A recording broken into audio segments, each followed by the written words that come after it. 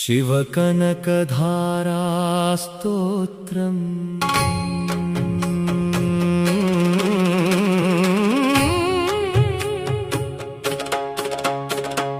वन्दे चन्द्रकलाचूडम्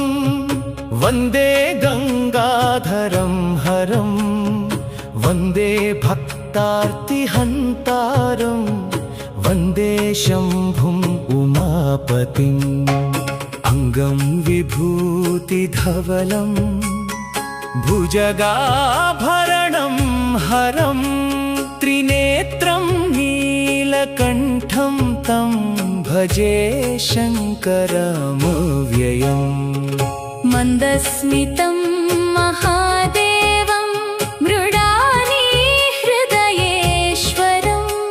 कटाक्षमात्रसम्पन्नं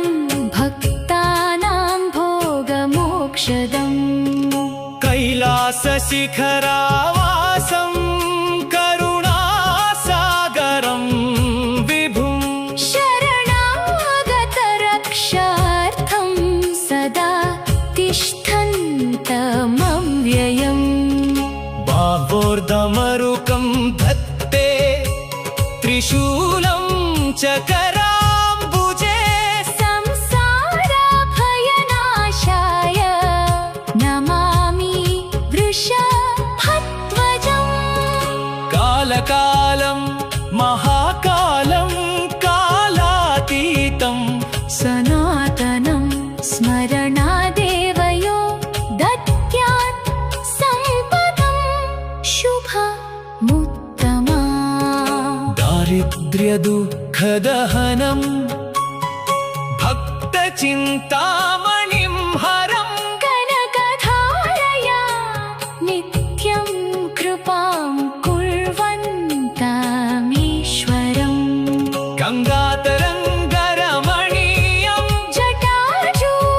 जटाजूटविराजितं शिवं शान्तं जगन्नाथं वन्दे पशुपतीश्वरम् यस्य स्मरणमात्रेण पापराशि प्रणश्यति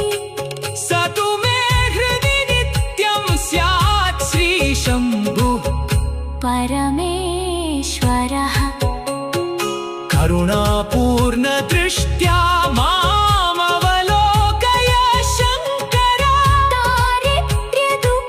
दारिद्र्यदुःखनिर्मुक्तं कुरु मां भक्तवत्सला सम्पदं भक्तिमायुष्यं विद्यां शान्तिं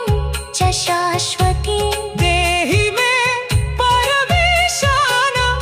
प्रसन्नो भव शङ्कर फलश्रुति